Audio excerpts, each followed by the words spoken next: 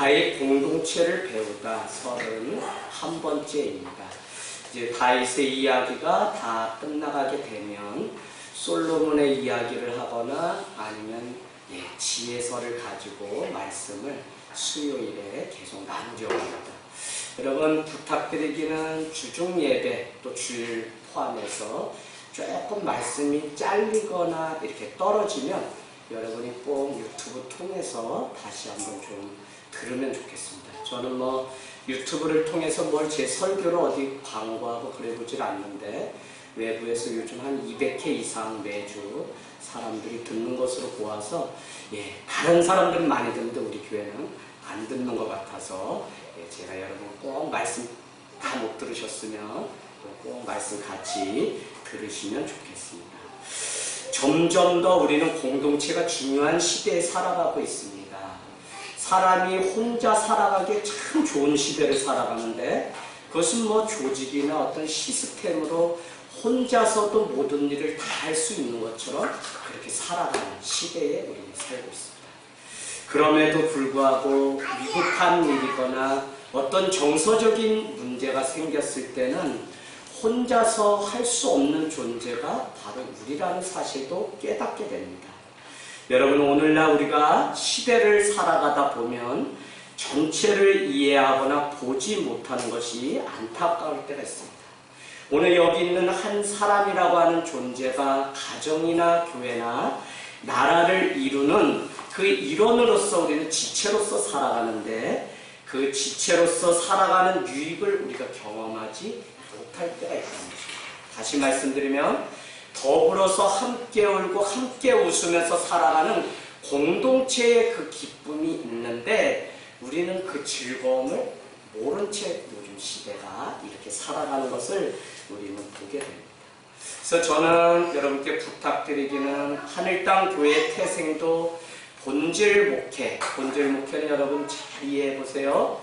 예수신앙, 예수 정신 위의 교회는 태생이 된 겁니다.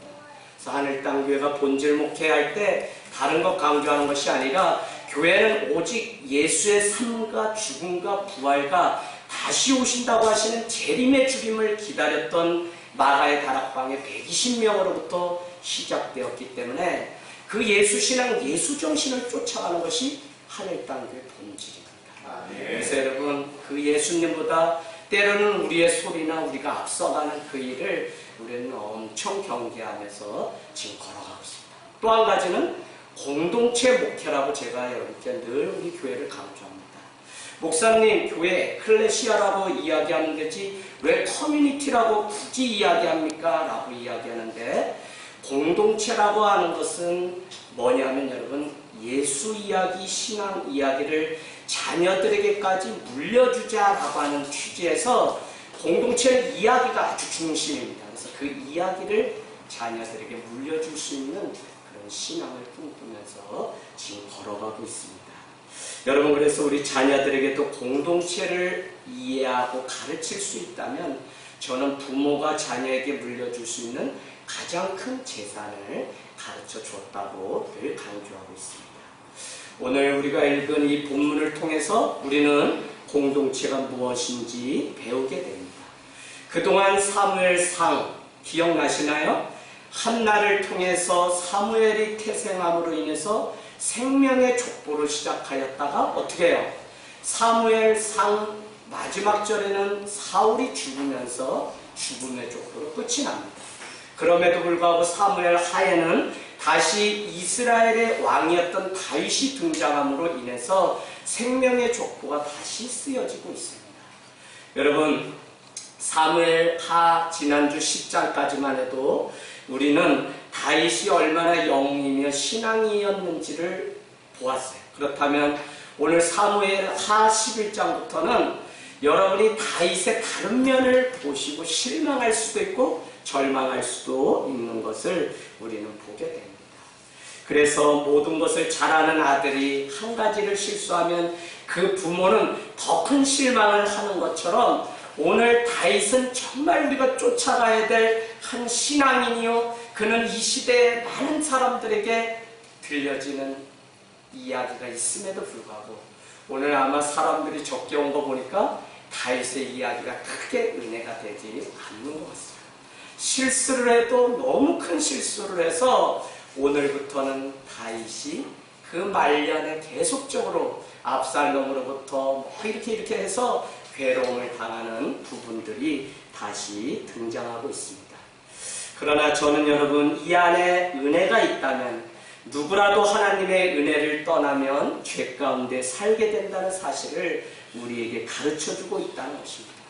더 정확히 말씀드리면 누구라도 공동체를 떠나게 되면 범죄함 가운데 살 수밖에 없다는 사실을 우리에게 가르쳐줘요.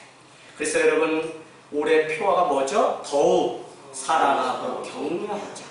마지막 때가 가까울수록 우리는 모이기를 피하는 어떤 사람들의 습관과 같이 하지 말고 더욱 그날이 가까울수록 서로 권하고 격려해서 마지막에 하나님의 재림의 주님을 만나는 그 일, 그래서 혼자 할 수 있다고 말하는 것이 아니라 더욱 모이는 이 공동체, 그것이 가정이든지 어디든지 예수의 이름으로 모이는 그 공동체의 소중함을 우리는 배우게 됩니다.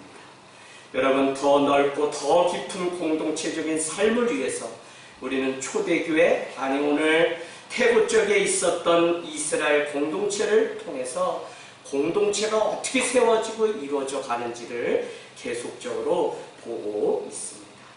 오늘 우리가 읽은 말씀은 너무 잘 알죠? 우리가 잘 아는 것처럼 다윗의 부하였던 우리아의 아내 밧세바를 범하는 다윗의 그 이야기가 등장하고요. 결국 그 몸에서 아이가 출생되는 비극적인 일들이 이렇게 등장합니다.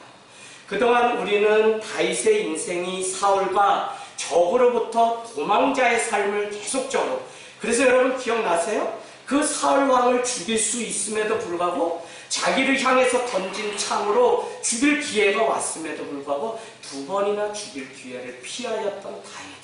그는 하나님이 기름 부었던 종이기 때문에 자기의 손으로 함부로 하지 않았던 자입니다.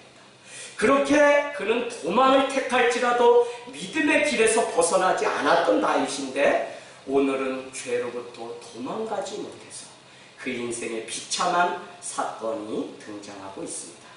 오늘 1절 말씀 볼까요? 1절 말씀은 다른 것이 아니라 늘 주변 국가와 빈번한 전쟁 가운데 놓여 있다는 사실을 우리에게 가르쳐 줍니다. 보통 그 당시 왕이 직접 전쟁터에 나가는 이유는 한 가지입니다. 왕의 용맹스러움을 온 백성에게 드러냄으로 인해서 이 백성도 지키고 또 어떻게 해요? 하나님이 함께 하시고 또 신임도 없는 그 과정이 있기 때문에 왕은 늘 전쟁 가운데 함께 갔습니다. 그러나 오늘 1절 말씀을 보니까 그 대표 군대 장관이었던 요압과 누구죠? 그 부하 지휘관들과 이스라엘 군대만 보내놓고 예루살렘에 누구만 남았다고 해요?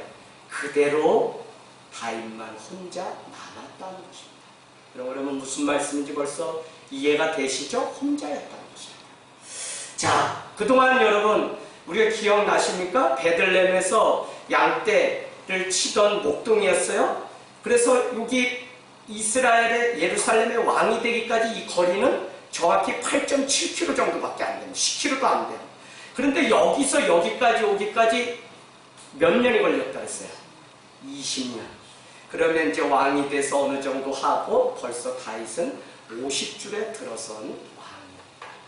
오늘 더 이상 신임을 얻고 안정적이기 때문에 그는 전쟁터에 자기가 나갈 것이 아니라 자기 수하에 있는 요압 장군과 부하 장군들만 내보내고 본인은 그 큰 왕궁에 혼자 기거하게 되었다는 것입니다. 여러분, 우리는 인생은 늘 사람을 만나고 대합니다. 그런데요, 평상시에 늘 함께하고 늘 함께해 줄 사람인 것 같은데 우리가 어떤 어려움을 당하고 보면 내 주변에 남는 사람은 많지 않습니다. 무슨 말씀이냐면 그때 내 곁을 지켜주는 사람이 진짜 친구라는 것입니다. 그래서 어려움을 겪는다는 것은 진짜 친구를 만나는 일이기 때문에 결코 성도들이나 세상 사람들이 살아갈 때 헛된 일이 아니에요.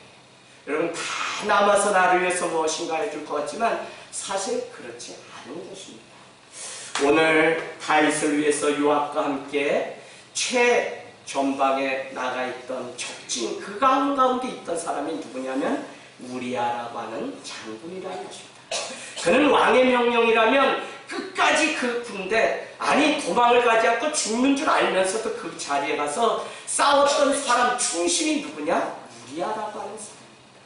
그렇다면 그의 친구됨이 어떤 것인지 우리는 잘 알 수 있습니다.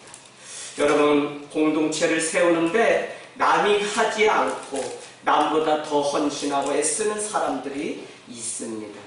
그런데 더 중요한 것은 그 주인이 어떻게 어떤 방향으로 가는지를 이해하고 따라가는 일은 더 중요합니다.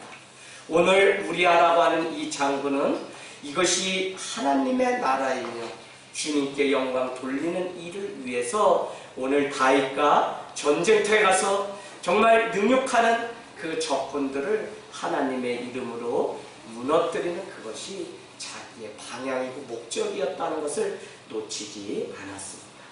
오늘 혼자 예루살렘에 남은 다윗은 저녁 때에 그의 침상에서 일어나서 왕궁 옥상을 거닐다가 이렇게 되었습니다. 한번 2절 보세요.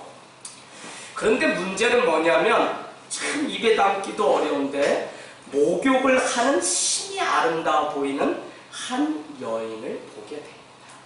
여러분 벌써 웃는 분들이 있어요. 학자들은 말하기를 그가 이제 나이도 먹고 하면서 무슨 현상인지는 모르는데 높은, 제가 말씀드렸나요? 예루살렘은 요새라고 그랬죠. 어디? 가장 높은 곳에 있는. 그래서 남유다와 북이스라엘의 딱 가운데 있는 것이 어디냐면 예루살렘인데, 다윗이 왕이 되었을 때 예루살렘을 점령하는데 그 전까지는 이 예루살렘을 한 번도 침략을 당해본 적이 없습니다. 그런데 다윗이 기도하다 어느 날 지혜를 얻은 것이 무엇이었냐면 가장 높은 곳에 있기 때문에 분명히 저 갈릴리 바다로부터 어떻게 해요? 그냥 물을 끌어다 올리는 배수관이 있을 거다. 그래서 그것을 따라서 올라가면 분명히 그 성에 진입해서 이길 수 있다고 하는 전략을 세워서 예루살렘을 그렇게 공격했습니다. 그러니까 학자들은 뭐라고 얘기하냐? 가장 높은 곳에 그 성이기 때문에, 왕궁이기 때문에 아마 오늘 그 얘기가 고소공포증처럼 이제 현기증이 나지 않았냐. 그 얘기를 왜 하냐면 그의 눈이 어떻게 잘못돼서 그런 거지 결코 그 여인이 아름다운 여인은 아니었을 거다. 그런 이야기를 많이들 합니다. 여러분 오늘 어쨌거나 다윗의 눈에는 신이 아름다워 보이는 한 여인이 목욕을 하고 있습니다. 그런데 문제는 무엇이냐? 그 사람이 누구인지 궁금해서 어떻게 한다고요? 3절에 보니까 사람을 보내게 됩니다. 자, 보냈거든요. 보냈더니 엘리암의 딸이요 햇사람 우리아의 아내 밧세바였습니다. 그러면 다윗은 누구요? 우리아라고 하는 이름이 익숙하기 때문에 자기의 부하 장군이라는 사실을 알기 때문에 그는 얼마든지 범죄함으로부터 달아나고 도망갈 기회가 충분히 있었습니다. 그럼에도 불구하고 죄라고 하는 것이 얼마나 강한지 그는 어떻게 하냐면 사람을 보내서 그 여인을 데려오게 하고 그와 하룻밤을 보내게 됩니다. 그래서 여러분 4절에 보니까 전령을 보내서 밧세바를 데려오고 그와 동침하고 얼마 후에 그는 집으로 다시 돌아가는데 다시 말씀 한번 보실래요? 5절에 그 여인이 전령을 다윗에게로 이번에는 보냅니다. 보내서 들리는 소문이 뭐냐면 내가 임신하게 되었다는 소식. 그 이야기는 뭐예요? 나는 남편은 저기 전쟁터에 나가 있기 때문에 손 한번 잡아본 적 없는데 내가 당신을 만났기 때문에 당신의 아이를 가지게 되었습니다. 라는 사실을 전하게 되었던 것입니다. 여러분 저는 오늘 첫 번째 우리가 좀 고민해 보고 싶은 것이 여기에 있습니다. 공동체가 왜 필요할까? 공동체는 여러분 사랑이고 관심입니다. 또한 한 마음으로 사랑하고 격려합니다. 오늘 다윗은 혼자 있을 때 큰 죄를 범하게 됩니다. 자기 부하 장군의 아내를 범하여 아이를 낳게 되었습니다. 사람은 속일 수 있을지 몰라도 그 밤에 하나님이 불꽃같이 바라보시는 그 눈은 속일 수 없는 큰 죄였습니다. 여러분, 아담과 하와의 이야기도 여러분이 잘 아시다시피 에덴 동산을 거닐다가 보암직도 하고 먹음직도 하는 그 유혹이 혼자 있을 때 왔다는 사실입니다. 제가 오늘 이 사실을 증명하기 위해서 물어봤어요. 누구한테? 강도사님한테. 강도사님 혼자 있을 때 죄를 짓나 했더니 죄가 뭔지 구체적으로는 읽지는 않았지만 엄청나게 동의하는 것으로 보아서 죄인입니다. 죄를 져 혼자. 자, 그래서 여러분, 오늘 누구든지 공동체 안에 살아가지 않으면 우리는 죄 가운데 살게 된다는 것입니다. 설령 죄가 온다고 해도 공동체 안에 살아가면 그것을 이겨내고 뛰어넘을 수 있는데 그렇지 않기 때문에. 그래서 여러분은 야고보서 5장 마지막 절에 꼭 이런 말씀을 기억하세요. 혹시 너희 중에 범죄함이 있어도 너희가 그를 위하여 기도하면 뭐라고요? 죄사함을 받을지 누가 아느냐라는 말씀을 꼭 기억하십시오. 아멘. 여러분, 그 한 사람의 죄는 하나님 앞에 그 한 사람의 자기의 죄에 대한 심판이 분명히 있겠지만 오늘 야고보서는 뭐라고 말씀하냐? 너희 중에 병든 자가 있느냐? 믿음의 장로를 청하여 어떻게 기름을 바르고 기도할 것이요. 너희 중에 무엇 하는 자가 있느냐? 하면서 뭐를 이야기하냐면 범죄한 자가 있느냐? 그를 위하여 기도할 것이요. 죄사함을 얻는다는 표현이 나와 있습니다. 그런가 하면 갈라디아서 6장에는 이렇게 얘기합니다. 너희 형제 중에 범죄함이 있거든 너희는 시험에 들지 않도록 기도하라 라고 이야기하면서 뭐라고 하냐면 서로 각각 짐을 나눠지라. 오히려 그 범죄함 때문에 거기에 실종하거나 내가 넘어지지 말고 그 범죄함이 나의 부족함으로 인해서 내가 더 사랑해주지 못해서 저 사람이 범죄함 가운데 노출되었구나 라는 안타까움 때문에 서로 짐을 나눠지는 그것을 그리스도의 법을 성취하는 것이라고 그렇게 말씀하고 있습니다. 여러분, 고린도 전서에 사도 바울은 이렇게 표현하죠. 내가 많은 사람을 위하여 복음을 전하고 생명의 길로 인도하지만 나는 오히려 버림받을까 날마다 두려워한다는 고백이 있습니다. 여러분, 한 사람이 얼마나 연약한지 아무리 위대한 다윗일지라도 그는 혼자 있다가 오늘 범죄함 가운데 빠지는 것을 우리는 보게 됩니다. 다윗은 모두 전쟁터로 보내놓고 그 넓은 왕궁에 홀로 남아 있습니다. 그는 보지 말아야 할 여인의 몸을 보고 눈을 떼지 못하고 사람을 보내어 정보를 알게 되었는데 그는 자기의 충성스러운 부하 우리아의 아내 밧세바였다는 것입니다. 그럼에도 불구하고 그는 어찌 그 여인 자기 부하 장수의 아내고 그 부하는 지금 전쟁터에 나가서 죽니 사니 그런 문제 가운데 있는데 어떻게 그 여인은 범죄할 수 있습니까? 여러분, 죄는 바로 이와 같이 우리의 목전에 와 있다는 사실입니다. 우리가 잘 살 때, 성공할 때 더 겸손해야 되는 이유는 무엇이냐면 교만이 우리 가운데 찾아오게 되면 패망의 선봉장이 바로 나일 수 있다는 것입니다. 여러분, 성공했다, 무슨 일이 잘 된다 하면 우리는 더 깨어서 기도해야 되는 시작점이라는 사실을 여러분 기억하셔야 됩니다.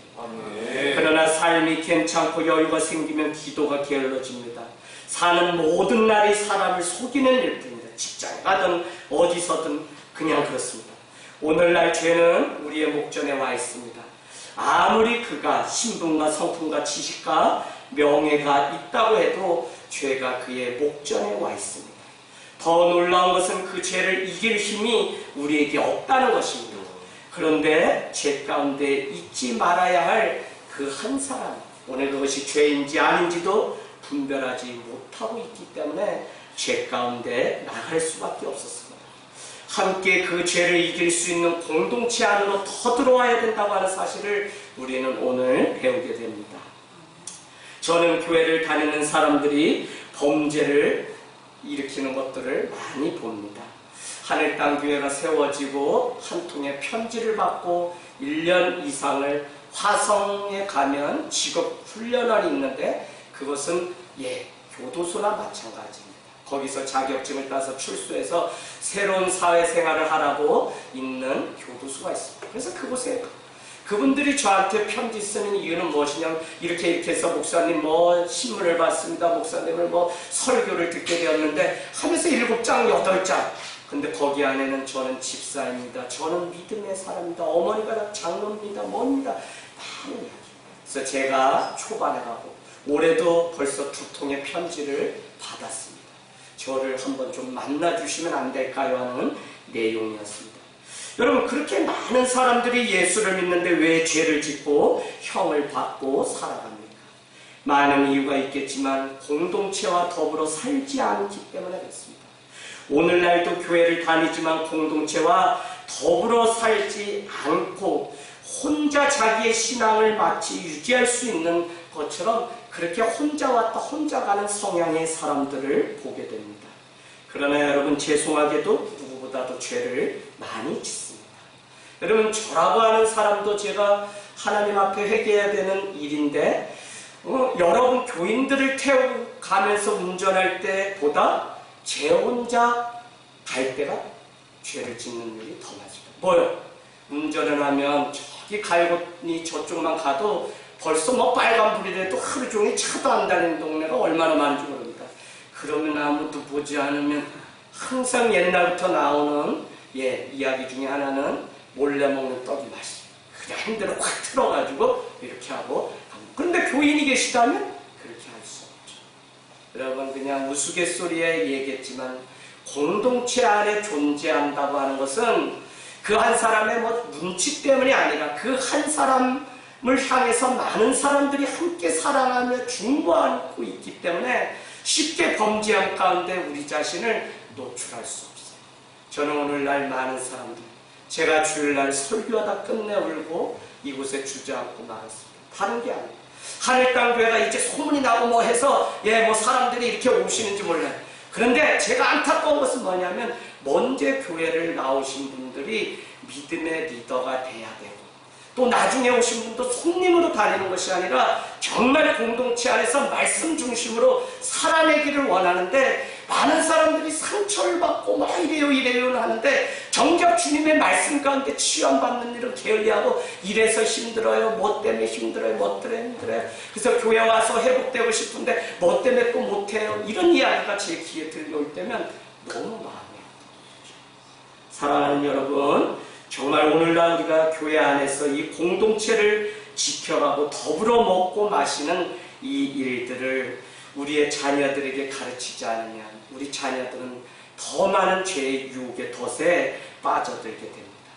물론 공동체 안에 산다고 해도 믿음의 공동체 안에서의 교제가 아니면 더 큰 죄를 더 크게 범할 수 있는 우리의 모습이 있다는 사실을 보게 됩니다.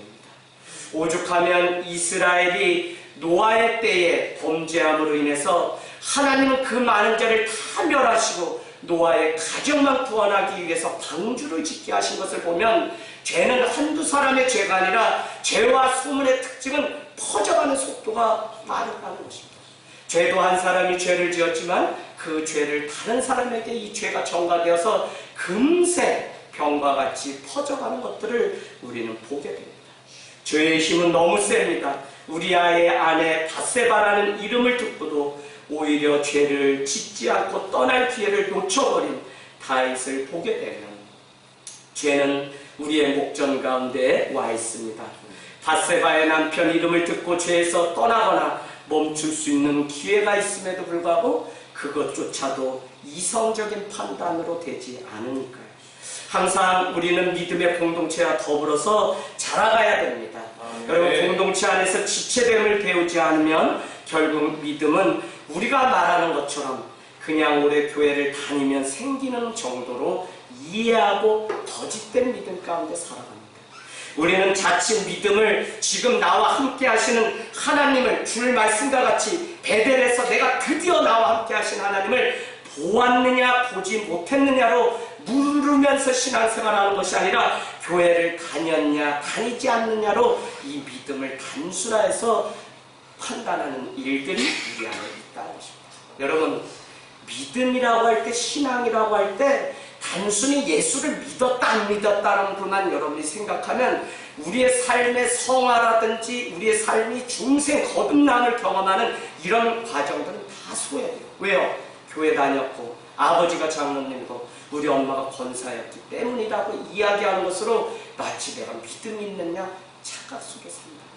저는 교회 밖에 있는 문제가 아니라 오늘날 교회 안에 그래서 제가 핏대를 올리고 이 하늘 땅에서 그냥 조선팔도 욕을 하면서 지금 막 목회를 하는 이유는 뭐냐면 아니 믿으려면 제대로 믿고 예수의 옷을 입어야 되는데 적당히 하면서 얼마나 자기를 사랑한다는 이유로 관대해지려고 하는지.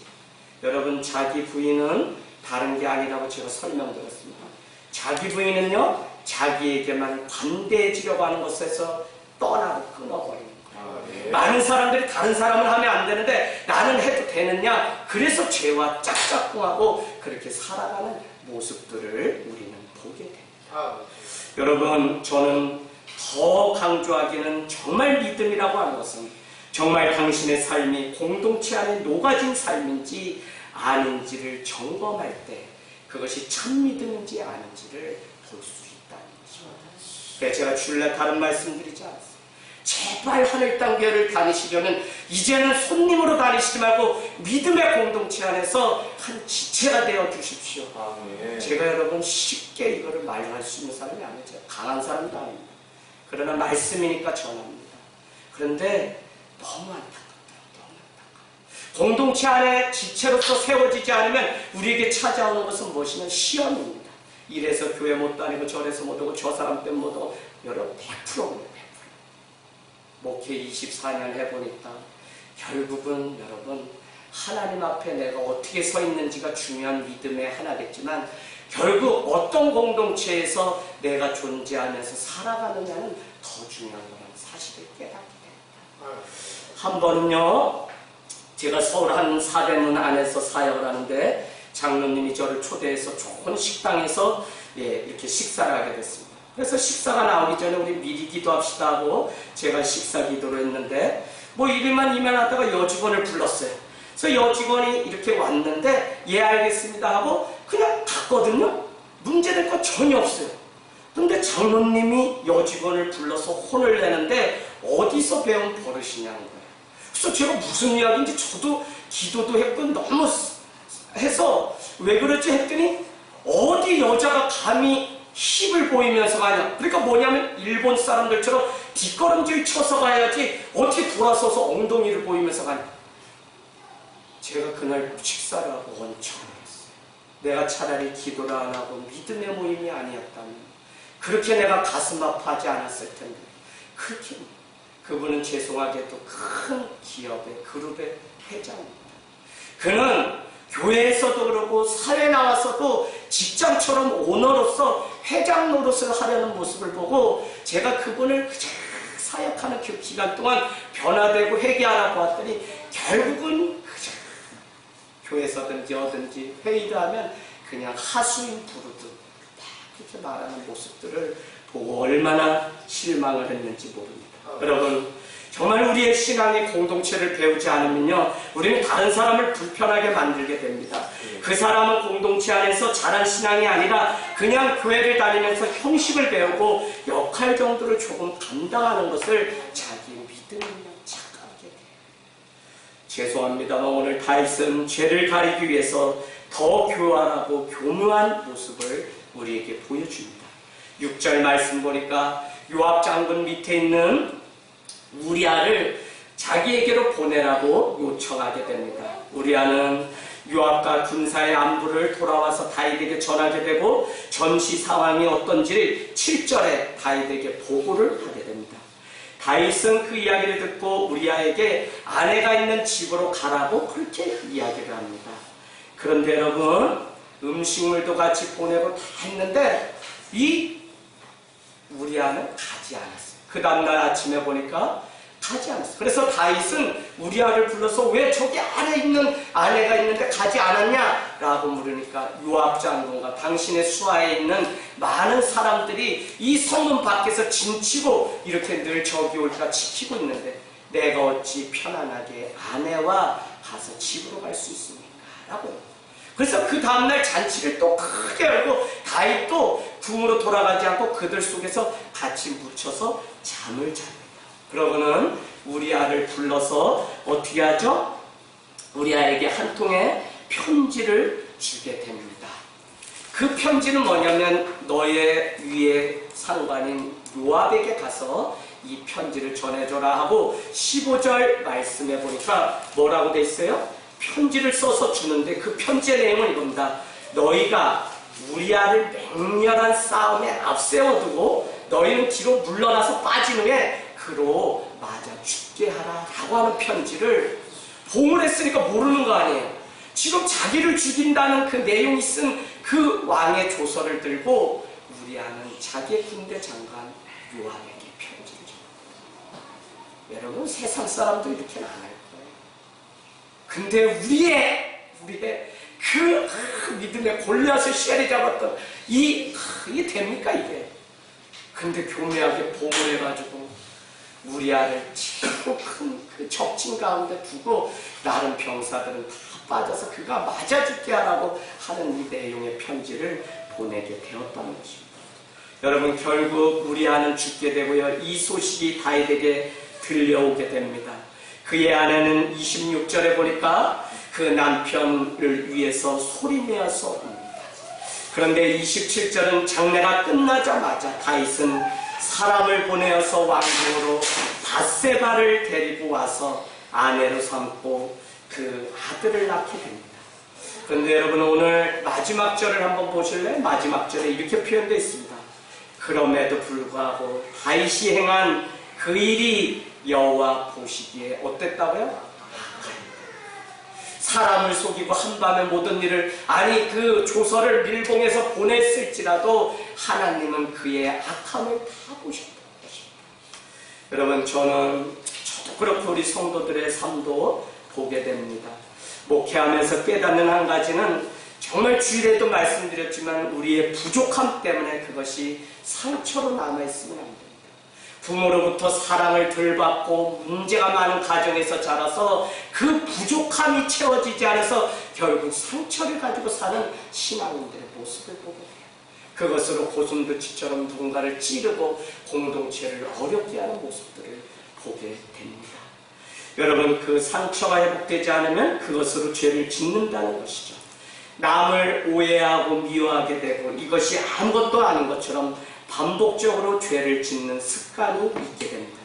그래서 주님 앞에 자신의 부족함을 가지고 나와 엎드려야 야곱이 드디어 타력에 의해서 더 이상 달아날 길이 없어서 하루 종일 80km를 어디요? 브엘세바에서 하란까지 형 에서를 피해 도망을 오는데 하루에 80km를 너무 지쳐서.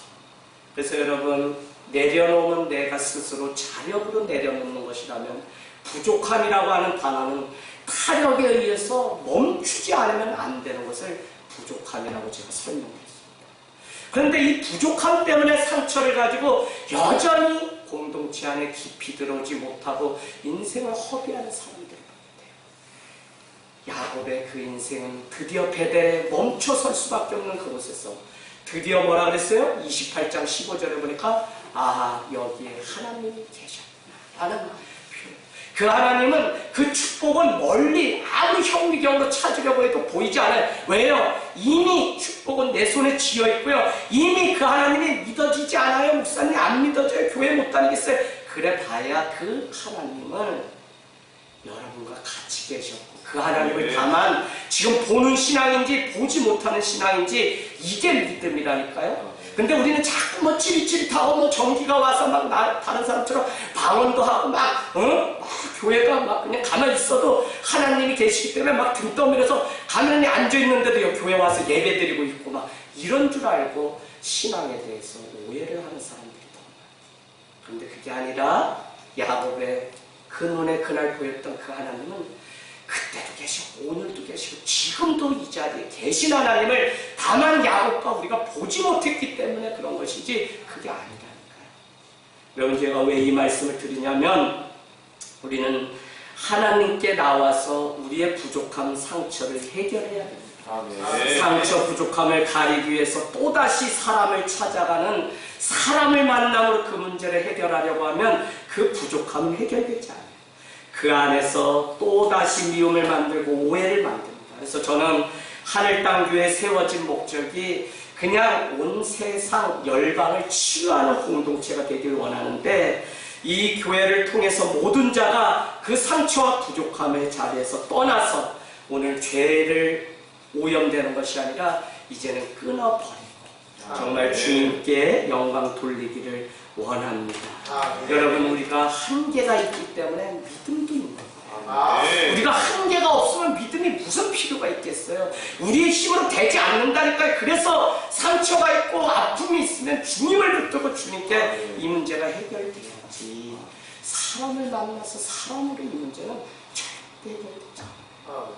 말씀으로 돌아가고 그 주님의 손길을 우리가 다시 봄으로 우리 지체 한 사람 한 사람이 성숙해지도록 우리는 기다려주고, 때로는 먹고 마시는 것이 아니라 하나님 앞에 그 한 영혼이 독대하여 이 문제를 해결할 수 있도록 기다려주고 기도해주는 공동체가 되어야 돼요. 제가 왜 이 말씀을 드리냐면, 여러분이 교제도 하고 많은 사람들 만납니다. 그런데 설령 남편일지라도 그 남편도 하나님 앞에 독대해서 세워줘야 된다면 냅두시라는 거예요, 하나님 앞에. 그래서 제가 지난번에 말씀드렸죠? 다윗은 성공하고 예루살렘의 왕이 되었을 때 그는 아픈 과거의 역사와 다시 독대하게 된다고. 그게 어디에 나와 있었어요? 이렇게 이야기하죠. 야, 사울의 자손과 요나단의 자손 중에 남은 자가 몇 명이냐 하고 물으니까 시바라고 하는 사람이 예, 있습니다. 저기 가면, 어디에 가면 누가요? 절름발이 무비보셋이라고 하는 자가 있는데 20년째 숨어 삽니다. 그는 요나단의 아들입니다. 내 그를 불러라. 왜? 요나단은 죽었지만 요나단과 맺은 언약은 유효하기 때문에 내가 그에게 사울 할아버지의 땅을 다 주며 그는 나와 같이 왕의 자리에 앉아서 식탁에 함께하는 지위를 회복시키겠다. 그렇게 말씀했다. 사랑하는 여러분, 우리가 그 한 사람을 회복시키기 위해서 다윗은 하나님 앞에 자기 아픈 과거와 독대하는 시간이 있었습니다. 저는 우리 공동체가 정말 성숙해지길 원해. 그러려면 저 한 사람이 하나님 앞에 세워지는 일에 우리가 관심을 가져야지, 인간적으로 어떻게 해주는 거는 한계가 벌써 다 드러났어요. 저도 뭐 못하겠어요. 여러분, 정말 믿음 안에서 자라가는 공동체가 되기를 원합니다. 여러분, 지금부터 표시해놓으세요. 볼펜 들고 1절에 보내다, 보내니, 보내라는 단어 동그라미 치세요. 1절에 이스라엘 군대를 보내니 하고 가운데 있죠? 다 보내게 됩니다. 다윗이 3절에 동그라미 치겠습니다. 다윗이 사람을 보내 그 여자를 데려오게 합니다. 바세바를 보내. 여러분 동그라미 치세요. 4절을 여러분 보세요. 다윗이 다시 전령을 보내어가 나옵니다. 보내어. 5절을 보세요. 5절에는 여인이 임신하여 사람을 보내어 다윗에게 자기 소식을 알리는데 보내다라는 단어가 나옵니다. 여러분 18절로 가보실까요? 18절에 요압이 사람을 보내 그 전쟁의 모든 일을 다윗에게 보고하는데 그 보고 내용은 우리아가 드디어 죽었다는 내용을 보냅니다. 27절에 보세요. 장례가 끝나자마자 다윗은 사람을 보내서 그 왕궁으로 누구를요? 바세바를 데려오게 합니다.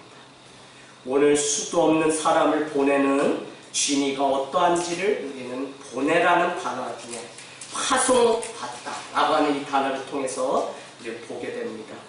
새로운 소식을 전하기 위해서 보냄을 받는 전령도 있지만 이 보내다라는 단어와 다 맞물리는 것이 뭐냐면 죄를 보내는 것이 죄를. 여러분, 보내서 그 여인이 누구인지 알게 되고, 보내서 그 여인을 데려오게 되고, 보내는데 누굴 보내냐면 자기는 여기 혼자 남아서 죄를 지려고 하고 나머지는 다 전쟁터로 보내는 이 보냄의 단어가 오늘 죄를 짓게 딱 좋습니다. 다 보내놓고 혼자 이 죄를 가리기 위해서 혼자 오늘 이 엄청난 일을 하지만 결국 오늘 말씀 끝나면서 하나님이 보시기에 그 악이 달아야 되는 것입니다. 여러분, 오늘 혼자 남아있기 때문에 죄를 범하였습니다. 말씀 가운데, 기도 가운데 있지 않으면 죄를 지을 수밖에 없죠. 그러나 그 죄악을 하나님은 다 하신다는 것입니다.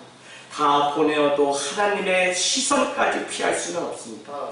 성도의 삶을 우리는 코람데오 신앙이라고 이야기합니다. 가정에서나 교회에서나 직장에서도 주 앞에 하듯 하라는 것입니다. 교회에서는 신앙으로 사는데 집에 가면 아이들에게 짜증내고 화를 내고 심지어 괜히 결혼해서 너를 낳았다고 말하는 사람들이 있습니다. 오늘 저에게 한 청년이 드디어 임신을 해서 오랜 시간 20년 가까이 제자였는데 그냥 상처 때문에 결혼도 하지 않는다는 아이입니다. 그 아이가 예배를 드리는데 얼마나 울던지 제가 예배를 마치고 얘야 너 왜 울었니 하니까 오늘 목사님이 말씀하신 것 중에 자기의 상처를 건드려서 그랬다는 거예요. 그건 다른 게 아니라 어릴 때 부모가 늘 싸우는 그 가운데 자기가 있게 되면 부모는 자기를 향해서 늘 그냥 내가 너를 낳아서 이 불행이 찾아왔다 그러면서 자신은 불필요한 존재인 것처럼 늘 이야기를 하는가 하면 널 낳고 미역국 먹은 걸 후회한다 라고 하면서 얘 자매가 장애가 있는데 그렇게 낳겠다. 그래서 자매는 일평생 나는 결혼하지 않겠다고 마음먹은 자매입니다. 우리 교회에 와서 이제 인사하고 최근에 갔는데 목사님 1월에 저도 아이 엄마가 된다고 합니다 하고 소식이 왔어요. 제가 그 이야기를 듣고 얼마나 마음이 아픈지 아무것도 해결할 수 없어서 늘 그냥 목사님을 찾고 그러고 그 아버지 장례식도 제 손으로 하고 그 엄마의 그냥 악독으로 인해서 아이가 상처를 늘 받고 돈도 못 벌어오는 년 그런 소리를 들으면서 늘 살던 자매인데 그래도 한 가정을 또 꾸리게 돼서 이제 멀리서 아이를 낳게 되었다는 그 말을 들으니까 얼마나 감사한지 모릅니다. 여러분 그가 회복되기까지 공동체와 또 저도 늘 언제라도 찾으면 가서 만나주고 그래서 저를 그냥 몇 살 차이 안 나도 늘 아버지라고 부르고 그냥 자기 결혼식에도 손잡고 가달라고 할 정도로 그랬던 자매인데 가정을 이뤄서 드디어 아이를 낳게 된다니까 마음에 감동이 막 있었어요. 여러분 오늘 말씀은 복습하면서 끝나겠습니다. 여러분 무비보셋과 이스보셋 두 사람이 등장했다고 지난주인가 제가 한번 말씀드린 적이 있습니다. 보셋이라고 하는 그 단어는 히브리어로 무슨 뜻이라 그랬죠? 수치심이라고 하는 뜻입니다. 그런데 여러분 이스보셋은 사울의 아들 장군인데 이스보셋은 결국 블레셋에게 죽게 됩니다. 그 이스보셋의 뜻은 수치심에 걸려 넘어진 자라는 뜻입니다. 그런가 하면 무비보셋은 뭐라 그랬죠? 요나단의 아들 무비보셋은 비록 두 다리를 절었지만 수치심을 뛰어넘은 자, 그러니까 생명을 얻게 되었다는 얘기입니다. 여러분 오늘 우리 안에 있는 상처, 수치심이 우리의 어그러진 신념이 우리의 신앙 안에 그대로 투영되어서 신앙이 좋은데 그 안에 상처가 그대로 투영되어서 살아가는 안타까운 여러분 앞으로 우리가 말씀 계속 보다 보면 다윗이 오늘 이와 같은 죄를 지은 것이 다윗의 책임이 아니라 주일날 우리가 장문교 교수님을 통해서 아이들 벌써 8세 미만, 6세 미만에 벌써 성격이 다 형성된다 그러죠? 그래서 그게 아무래도 근데 6세 미만에 누구랑 있다고요? 엄마 아빠랑. 그래서 그 아이의 못난 성격은 뭐라고 할 거 없다 그랬죠? 복수 다 됐네? 누구 성격이? 우리가 가르쳐놓은 성격이에요. 그래서 걔가 이상한 행동을 하면 문제 행동인데 거기에 긍정적인 어떤 반응을 우리가 보여야 되는데 우리는 이놈 새끼 왜 오줌 쌌어? 뭐 했어? 밥 먹고 두 눈 뜨고 이것도 뭐 못해 이러고 평생 아이를 여러분 그와 같은 상처, 수치심이 그에게 남아있기 때문에 오늘 다윗의 인생도 이와 같이 된 것입니다. 결국 다윗은 죄를 짓기 위해서 사람들을 보냈지만 12장 1절에 여러분 다음 절에 하겠지만 너무 중요한 말씀. 하나님은 다윗의 죄를 아시기 때문에 누굴요? 나단 선지자 거룩한 자를 보내게 다윗을 보냈다는 그 많은 단어들은 다 뭐예요? 죄를 짓기 위해서 보냈다면 오늘 하나님이 보냈다는 것은 그 죄를 심판하기 위해서 보내셨다는 것입니다. 저는 항상 겟세마네 동산에서 예수님 너희는 나를 위해서 한시도 깨어있을 수 없다니 저기 멀리 떨어진 곳에서 기도하라. 너희는 시험에 들지 않도록 깨어서 기도하라 라고 하셨던 그 말씀을 기억하면서 죄가 우리의 목전에 가까이 있습니다. 참 우리가 목회자들이 다 무너지고 넘어지는 거 저도 예외가 아니기 때문에 늘 두렵고 제가 막 가슴 아파서 막 비판도 하고 막 그러지만 저 자신도 늘 성령 앞에 제가 저 자신을 세우고 제가 참 이 사랑을 잃어버리는 죄가 오는 것 같아요. 제가 어느 날 목회자들도 외롭고 힘들고 고독하고 아무것도 없는 것 같이 공허감이 밀려오면 죄 가운데 빠지는 사람들이 너무 많이 주변에서 제가 뭐 나가서 막 이렇게 운동하고 뭐하고 여러 가지 모임인데 그냥 사석에서 이렇게 뭐 단둘이 모이면 막 듣지 않으면 좋은 이야기들을 목사님으로부터 들을 때가 있어요. 죄가 그렇게 우리 가운데 가까이 왔습니다. 항상 죄를 끊어버리고 거룩한 믿음의 공동체가 되길 주님의 이름으로 축복합니다.